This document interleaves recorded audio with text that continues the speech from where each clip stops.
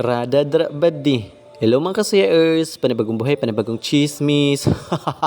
Sa mga nangita og lamian nga pizza, diri lang na siya Showbiz Pizza and Milk Tea Shop.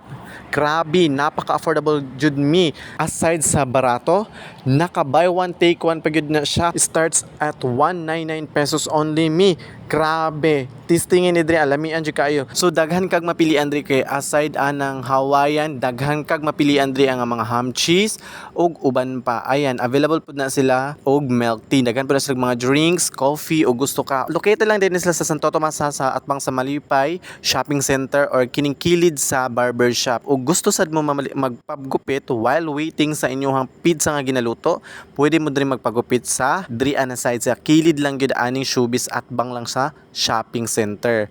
So habang ginaluto niya to ang pizza no, so ayan meaning ana ang iyang actual sizes. So akong gikuha na size is medium lang na siya. So ang medium dako na gyud kay siya. How much more kung mag-large ta, so dako na. So naa sila yung mga lamisa, pwede sa maka-dine in, pwede ka diha maka take out. Ayan, mami, tingnan niyo naman oh. So wala pa ko katilaw, murag feel jud na ko no lami gud siya.